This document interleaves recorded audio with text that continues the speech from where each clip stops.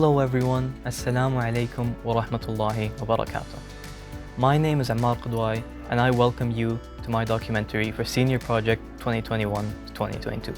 My senior project was essentially college counseling to high school students in the 10th and 11th grades who wish to study abroad in either the United States or the United Kingdom. By college counseling, I mean guidance. So many of these young high school students have aspirations to study abroad, yet they are so lost. Applying to colleges in the United States or United Kingdom is so much different to applying to colleges here in Saudi Arabia. It is a maze that is challenging to navigate. Through my experience with applying to universities abroad as a high school senior, my college counseling is a guide for these students to progress through that maze more easily than I did. The reason I selected 10th and 11th grade students as my target audience is because I remember how lost I was back then. And I know that if I knew then what I know now, my path to studying abroad would have been so much smoother. So, with that being said, 10th and 11th graders are the students who would benefit the most from what I have to say. Okay, so I'm a 12th grade student here at DAT, and maybe come to that. Large majority of you. People in mind if you're hopefully not sleeping. So there's four main things we're going to be going over in this conversation. First is the benefits of studying abroad, why you would want to study abroad in the first place, and to an adult that much better. So those are some of the benefits of studying abroad, and all this in turn makes you more employable. So let's say you studied in the United States, you come back to Saudi Arabia, you're looking for a job. So you hand your CV to the employer. They see, oh wow, this person studied abroad. So we know that not only do they have the skills that we talked about earlier, they're also someone who can challenge themselves, someone who knows the right decisions to make. So, and obviously there's studies to back this up. Studying abroad makes you more employable. Decide which courses you want to take. So lots of times students say, hey, I'm going to take the non-AP course, I'm going to take the easier course. That can get a better grade than that. And if you're applying here in Saudi Arabia, when you're selecting your courses next year in 12th grade, keep that in mind, that just take the easier course that you get done. I'll take questions at the end, so just write it down so you don't forget it. Or if you take either the IELTS or the TOEFL, which are basically, you guys know that? Yeah. So great, I won't waste too much time on that. Next is the SATs. So I suggest this one. The next one we're going to stay on top of it right now. Okay, so I'm going to have to clear that. When you go to apply to colleges, the thing is, if you have an online class, that means you have more time. Because when you're at school, all you can do is just go to your classes, do schoolwork and stuff. When you're at home, you have more time to work on other stuff on the side. For example, Aramco, they give you scholarships to any university that has to be a top 30 in the world in that major. And the Ministry of Education, really just any university abroad, as long as it meets not the strongest set of scholarship you're studying abroad with these programs. Ministry of Education, compared to all the others, it's a relatively low allowance because all of these they send you abroad and they give you pocket money, they give you allowance to live. The Ministry of Education has the real subjects I regret slacking on. Physics, I sometimes slacked on. Every time I did, it came back to life abroad. Okay, so a good number of you. So the thing is, it's a vast comfort zone. So, and this is obviously based on studies as well. There's been research that shows you are more employable if you study abroad. So great, you know why you might want to study abroad? How can you prepare to study abroad? How can you prepare to apply to colleges? Those are the strongest extracurriculars you're going to have. So instead of waiting for that point to start then, start now if you have it already. Because the more commitment you have to it, the better it's going to look. And extracurricular, by the way, then each university you apply to, in the United States, they'll ask you to write 2 or 3 further essays. The essays usually follow the hey, why do you want to study at our university? So they're saying, yeah, on that point, COVID, what about COVID? What can we do to navigate this in our journey to applying to colleges abroad? Well, the first thing is to make use of online classes. I know online classes sometimes 5 GPA, so it's very challenging to maintain that actually in a US university, but that's what you must do to keep the scholarship. With Aramco, it's a bit more lax. It's a 3.0 GPA that you have to maintain. And with the Ministry of Education, I can't really consult. be able to manage time, because there will really be a time that he will say, oh, I wish I had. And on that point, I'd add that 85% of each college application is not necessarily difficult, it's just so tedious and time consuming. Like you'll spend an hour or two on one application, not because it's difficult, because there's so much you have to fill out, so much information, so much tedious stuff, that it's really consuming.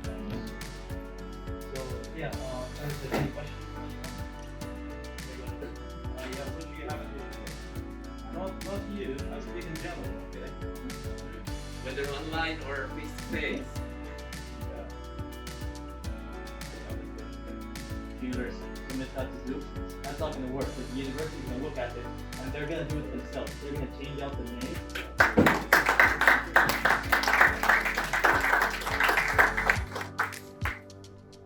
Ammar gave a very insightful presentation. I was able to get a lot of really important information that I hadn't considered before. He taught me to not put all of my eggs in one basket and was able to give me an idea about the scholarship process. I even had some extra information at the end, and through the contact information he gave us, I was able to contact him, and ever since then we met in the school library and after school, where he was able to give me guidance on the scholarship process and what I should be doing with my extracurriculars and other things related to college. Ammar helped me so much in my own personal projects and how I wanted to get into college. He was always open to my questions. He gave me answers to questions and information that I didn't know I needed to know, or questions that I didn't even have. And he was always open. He never said no. He was free at any time. He also gave us his contact information at the end of his presentation, which helped me communicate with him, and he was easy to communicate with. So what happened on that day? On that day, Ammar came to our class with a presentation regarding applying to colleges and the universities and the necessary things that we have to do to be prepared to that stage. So what stood out to you the most about the presentation? In my opinion, I feel like Ammar well understood his presentation. He knew how to communicate with us, so where the part where he started talking about scholarships and college prep programs, I feel like that's the part that stood out the most to me. He gave us clear information about each college prep program and what they are and what they do and the differences between each scholarship. So how was the presentation style? I feel like the presentation style was great. Ammar had key points on the presentation, then he started elaborating on them, giving us, the audience, clear information on each slide, and he knew what he was talking about. So would you say your questions after the presentation were well answered? In my opinion, yeah. I feel like he answered every single question of the other students, even mine. About the plan B is that we always have to have a plan B, as he said in the presentation. Do you feel more well prepared now to apply to university after the presentation? After the presentation, I now feel more prepared from what I understood from the presentation that Ammar presented. He also said always have a plan B, which is important to me. I feel like now I can plan my future and know what I should do earlier than later, and to always keep in mind that I should have a plan B. So what happened on that day? So on that day, you came to us and you told us about studying abroad and specific things that we should take into consideration before wanting to study abroad. So what stood out to you about the presentation? What stood out to me the most is that a lot of things that you put into the presentation were new to me, such as the different scholarships here in Saudi Arabia, such as MISC, or programs that help me get scholarships like MISC, Quincy, and Tamayiz, or scholarships such as KAUST, the Aramco scholarship, and the government scholarship. So these were new information to me that helped me on understanding the different choices I have if I want to study abroad. Great. So how would you say the presentation style was? I really like the presentation style. You communicated in a very good way. The slides of the presentation, they didn't have a lot of words, I would say, and you weren't reading out of the presentation. It was just main topics, headlines that showed that you really understood what you were talking about and you really wanted us to learn from it, other than just like, how do I say it? Yeah. Awesome. So would you say your questions were well answered after the presentation? Of course, when I asked you how to prepare for the standardized tests such as the SAT and Qudarat, you replied to me with a specific answer such as I should take my first Qudarat and SAT test by the end of this year or before the end of this year, and you told me about specific resources such as the College Panda. Great, so finally, do you feel more well prepared now to apply to university after the presentation? Of course, now I can plan what I should do for the next months before 2022, and how should I prepare for the standardized tests. I should seek different programs such as Quincy and Tamayiz other than MIS because it's closed.